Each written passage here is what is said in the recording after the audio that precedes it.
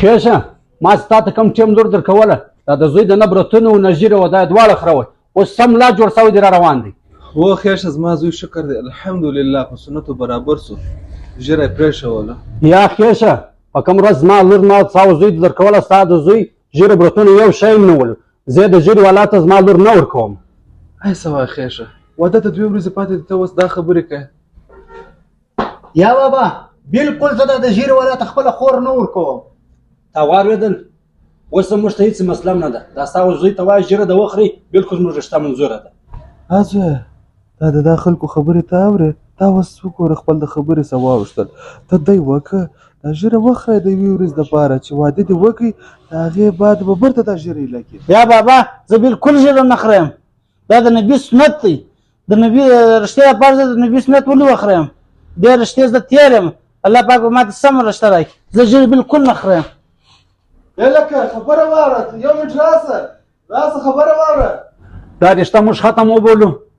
یا وروره رشته نه ده ختمه ته دی وکړه ما ته څه ټیم راکړه زه دا هلک در راضي کوم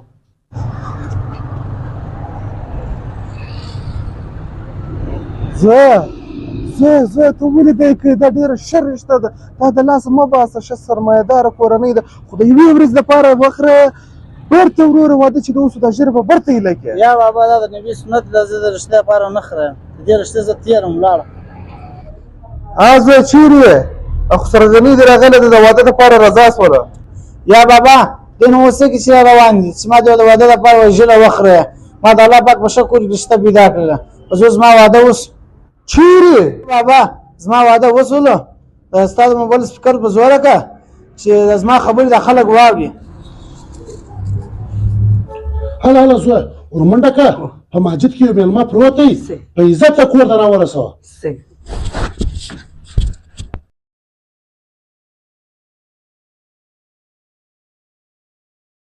ماجد خوی څوک هم نشته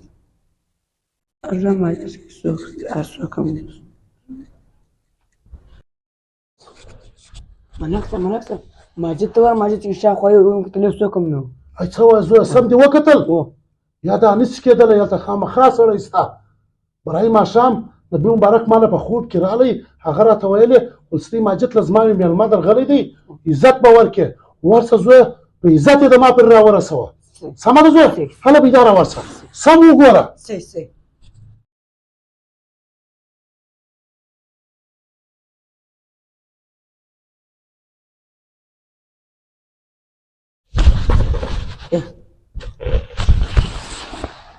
څوک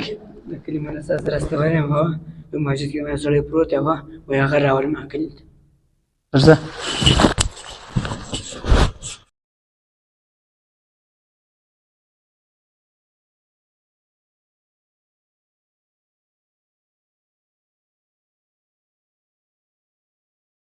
کاکا تا زه چیرې راوستم دلته ته څوک یې زویه زه ستا خپل یم ګروم مه کوه برای ماښام ما نبي مبارک په خوب ولیدی هغه راته ویلې چې زما یو مېلمه ستی ماجد له درغلی دی دا به کور ته راولې ښه عزت به ورکړې ور خپله لور به هم دا سړي ته ورکړې زویه ته زما د نبي مبارک مېلمه یې زه خپله لور لا تا ته درکوم دا ستا کور دی دې باده سمه ده زویه سمه انشاءالله دا یو سچا کهانی ولا ملګرو که موږ تاسو هر کار په اخلاص سره وکړو نو الله تعالی په هغه کې موږ ته بندې لارې راخلاصې کړي نو ملګرو دا میسج که زموږ د تاسو خوښ شوی دی مخکې سر شیر کړئ د ثواب په نیت باندې جزاکم الله